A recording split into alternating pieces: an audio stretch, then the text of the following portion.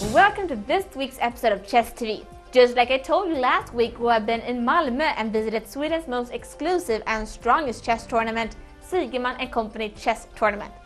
We have, of course, also a chess historical episode in which Arne Johansson tells us more about Nordic chess books.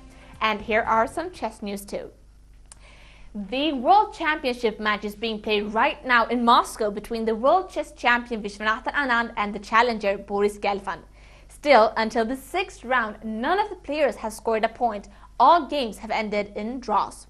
Well, the championship will continue until the 30th of May, and we'll see if the players can pull it together and win a game.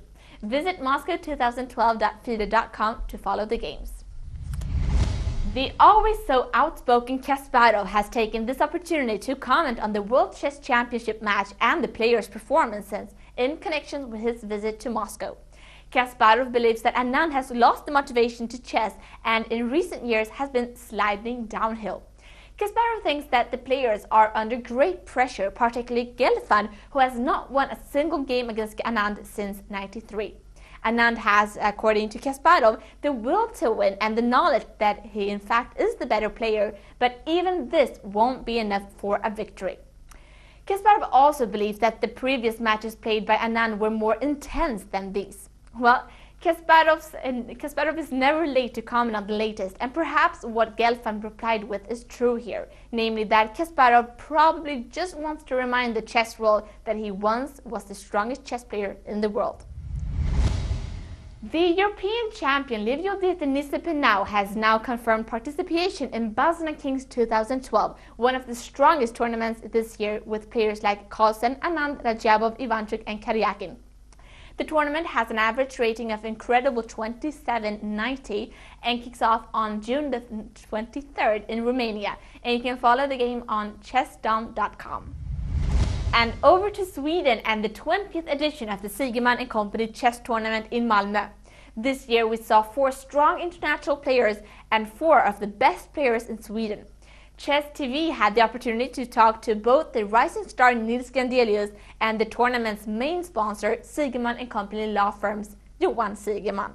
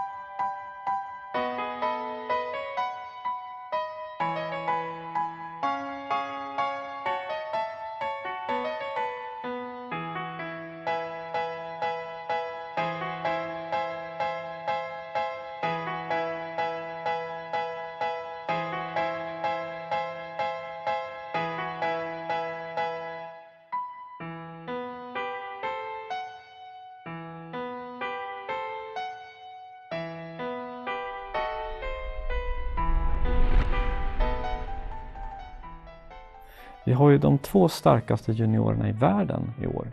Fabiano Caruana från Italien, som är den högst rankade. Och han är ju till och med, jag tror 7-8 i världen bland alla spelare. Han är bara 19 år.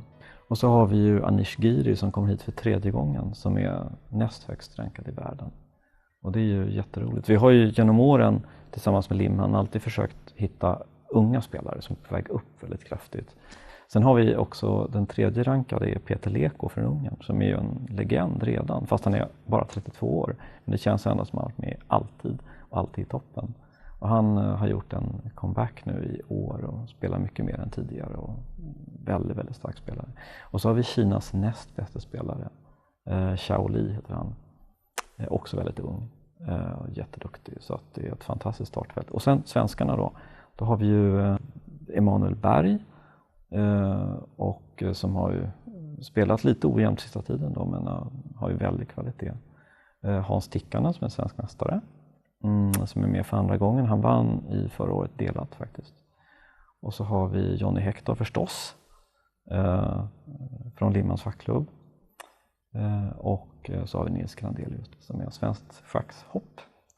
Så det är ett väldigt bra startfält.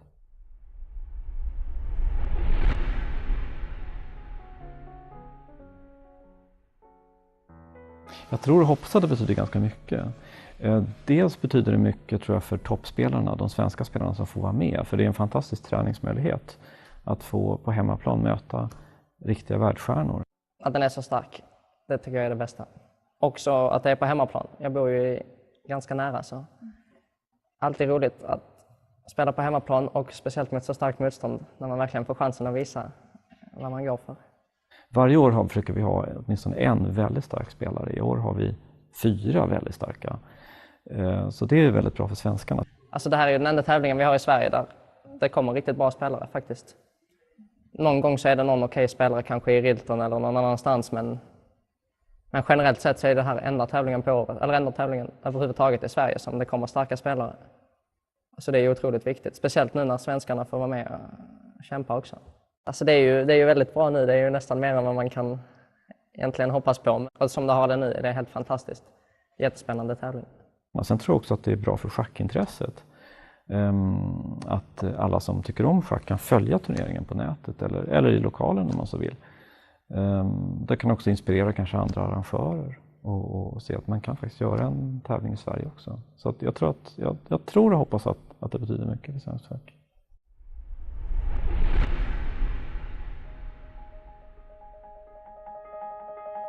År 1993 då skulle Limhamns schackklubb ordna en stormästarturnering för första gången. Och då behövde man lite bidrag för att få pengar till turneringen. Och då frågade Johan Berntsen mig, jag kände ju honom sedan gammalt, om vår advokatbyrå ville vara med som sponsor.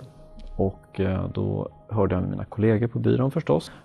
Och då tyckte väl de att det var en bra idé, inte minst därför att vi var ganska nystartade. Och då sa vi så här att vi kan sponsra om vi får namnet på tävlingen. Det var ett bra sätt att komma ut då på det viset tyckte vi.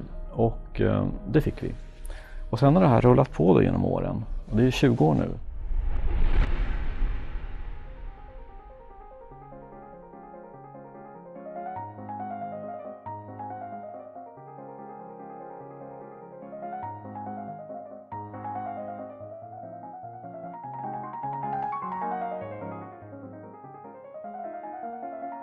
Vår advokatbyrå då, som heter Sigman & Company, den startade 1991 på hösten. Då jobbade vi några stycken på en av de större byråerna i Sverige och så bestämde vi oss att vi ville ha en egen verksamhet. Och då startade vi den. Och vi sysslar med affärsjuridik. Jag håller på mycket med både med arbetsrätt och med processer och skiljeförfaranden. Mina kollegor har andra saker. En är jätteduktig på offentlig upphandling, andra håller på med entreprenadrätt. Och många håller på med företagsöverlåtelser och sådana saker. Delvis så bygger verksamheten på att man ska kunna bedöma saker och ting korrekt och förutsäga vad som kommer att hända i framtiden. Alltså om man ger rådet till klienten att gör si eller så, gå in i den här processen, ta den här risken, gör den här affären. Det är lite grann som i schack. Jag menar, vår verksamhet bygger mycket på att vi måste ta ansvar för alla våra råd. Och då är det viktigt att de är genomtänkta och det är ett stort ansvar. Och där tror jag att man kan lära sig att där i schack ska man ju sitta på händerna innan man gör drag och det ska man göra som advokat också. Men jag tror att det har förstärkt vårt varumärke faktiskt. Jag tror att åtminstone alla våra kollegor i Malmö, advokatkollegor och sådär, de känner ju till att vi har den här sponsringen. Och våra klienter, våra kunder, man märker väldigt tydligt att när tävlingen håller på, då det märker de. För det är lite skyltar här och var i stan och det står i tidningen och sådär, så då får man lite kommentarer. Men jag tror det viktigaste är att vi har liksom förstärkt de relationer vi har redan. Vi har liksom våra uppdragsgivare då, de ser vårt namn på stan och det är vår advokatbyrå och sådär och det kan de tycka är trevligt.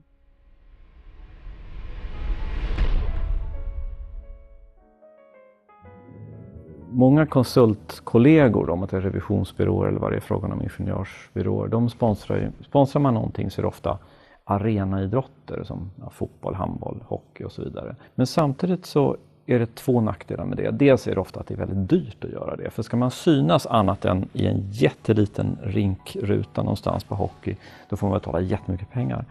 Men det jag tycker är viktigast är att det där är verksamheter som inte har någonting att göra med den egna verksamheten. Alltså är man konsult så jobbar man mycket med att analysera saker, lägga upp strategier, bedöma risker, möjligheter och ge råd. Och det handlar ju om, det är ganska likt det man håller på med när man spelar schack. Att sponsra schack det är som hand i handske tycker jag för en byrå som vår. Därför att det kopplar ju samman med en naturlig verksamhet som stämmer jättebra överens på vad det är vi gör varje dag. Sen har ju schack, tycker jag, ett bra rykte. Alltså det är ett spel som är svårt, som är komplicerat. Den har liksom en är omkring sig av intelligens och sådär. Och det har vi ju inte emot att förknippas med naturligtvis. Och i år så är vi ännu fler sponsorer än vid tidigare år. Hur tror du att det har påverkat den här turneringen? Det har påverkat jättemycket, väldigt positivt. Det är ju som sagt, sen man jämför med förra året bara, där hade vi lite fler sponsorer. Eller Limmans schackklubb hade fler, för det är ju deras turnering egentligen. Men det som hände under 2011-2012 har varit en väldigt positiv utveckling. Och vi har inte minst arbetat tillsammans med Sandvik som har en direktör här nere som heter Bengt Kvist som är väldigt aktiv och väldigt intresserad av schack. Och han har ett väldigt bra nätverk med affärskontakter som han har också lyckats locka in i det här och säga att det här är faktiskt väldigt bra. Här ska ni vara med på också. Och många av dem har faktiskt nappat på det. Så nu har ju det här sponsringsnätverket blivit mycket större. Och det har gett också Limmans schackklubb helt andra möjligheter att bjuda in bra spelare och fler spelare än vi hade förra året. Så att det är väldigt positivt. Det är en klar positiv tendens kan man säga då. Sen ska man ju samtidigt säga det att det är från år till år det här sköts och man vet aldrig vad som händer nästa år. Så när den här tävlingen är slut nu om några dagar så börjar vi arbetet inför nästa år då tillsammans. Vi har en kommitté då med Limmans schackklubb och vi och Sandvik som sätter sig ner och planerar upp. Och då börjar man igen då med budget och prata med sponsorer och så vidare. Så att vi får se, men det känns bra, det gör det.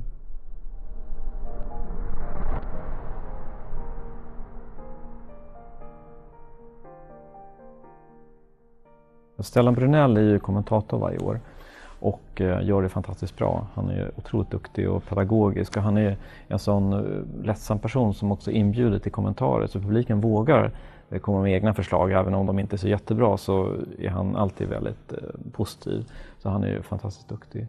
Men i år har vi haft Ulf Andersson också, den svenska legenden då, som har hjälpt Stellan de första 3 ronderna.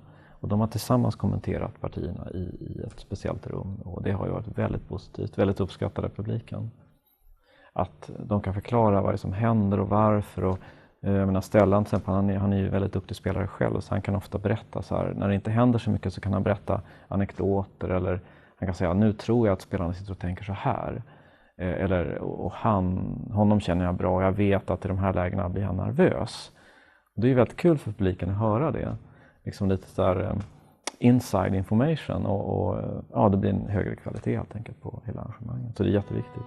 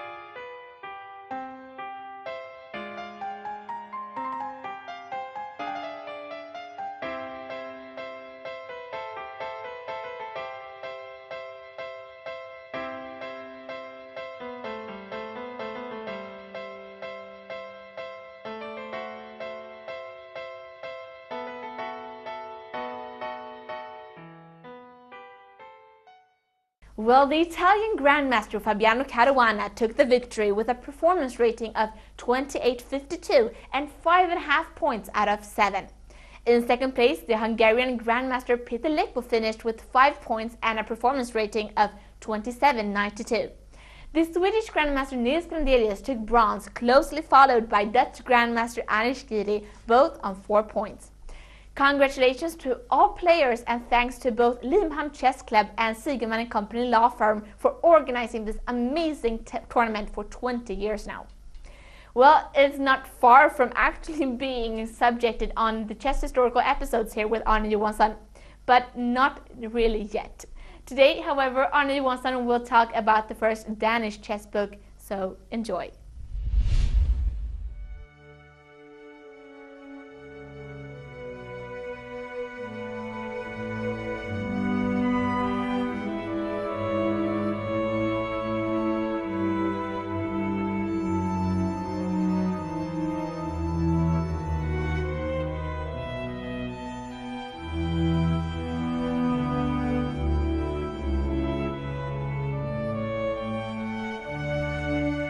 Last week I started to talk about the so-called Viborg book, which is one of the first 2 Danish chess books which both were published in 1774. Even if the publishing year is given as 1773 on the title page of the Viborg book.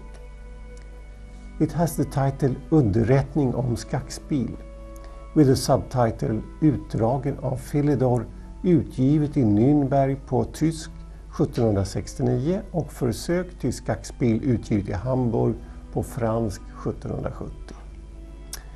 Well, actually I couldn't find these Philidor editions in the bibliographies that I have direct access to, so it adds a bit further to the mystery of this book. The person behind the translation and the compilation of material for this book is not given in the book, but it was Caspar Peter Rote. The book starts with a 4-page introduction headed by a decorative illustration, which is just one example of the many such illustrations in the book. The book is divided into 2 parts and closely follows Philidor's original work. It starts with a description of the board and pieces, and in the 5th section of the first part, some examples of misconduct in chess are given, where, for instance, it is stated that one should not move 2 pieces at the same time in connection with the first move. Well, the need for such comments is, I guess, caused by local variations of the chess rules. This is followed by the so-called chess plays, or simply opening descriptions, with alternative variations and comments. The first part is ended by this somewhat odd illustration, and the second part continues with endgames and problems, such as this, where white mates in 7 moves. We can again note the decoration of the page. Altogether 62 such endgames are included, and are followed by a section treating the Rösselsprung problem. That is, to visit every square of the board once and only once by moves of a knight. The book is ended by 4 diagrams, of which the last is a solution to this type of problem. 1 page is devoted to corrections of misprints, and the book comprises in total 181 pages in the format of about 115 times 180 millimeters. Well, this was a short description of one of the 2 Danish chess books which appeared in 1774. Maybe I will return to the other one a bit later. One could, in this context, also mention a few words about the early chess book publishing in Norway, which for a long time was part of Denmark, and after the peace negotiations between Sweden and Denmark in Kiel in 1814, became part of the union with Sweden that lasted until 1905. I have in an earlier episode mentioned the first Norwegian chess book and talked a bit about the early chess clubs there. The first club was started in Trondheim in 1853, and a more long-lived one was started in Christiania, which is now Oslo, in 1877.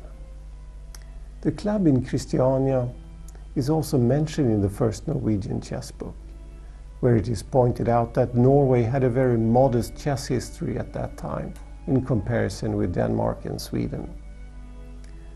The book has the title Vejledning i schackspel and is a small booklet that was published in 1866 in Christiania by Sophus Crete. No author is given in the book, and the title page instead states that the guidance is given by a chess friend.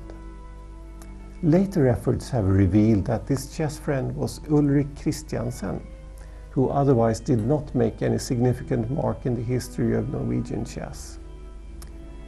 It is a bit funny to note that also this first chess book seems to have been at least partially forgotten. It is not even mentioned in the list of Norwegian chess literature in the anniversary book of the Norwegian Chess Federation that appeared in 1964. The book is set in a font which did not make reading very easy, and no diagrams or games were given. Christiansen explains in the preface that the book is a shortened translation of Minckwitz's book Das ABC des Schackspiels. He also writes that the book therefore should not be considered as an independent piece of work. The shortening is rather radical, and the little booklet only comprises 40 pages, including some information about the chess club in Christiania. Well, we end the book mysteries here for today, and will return with a new theme next week. So see you then. Thank you all for watching this week's episode of Chess TV.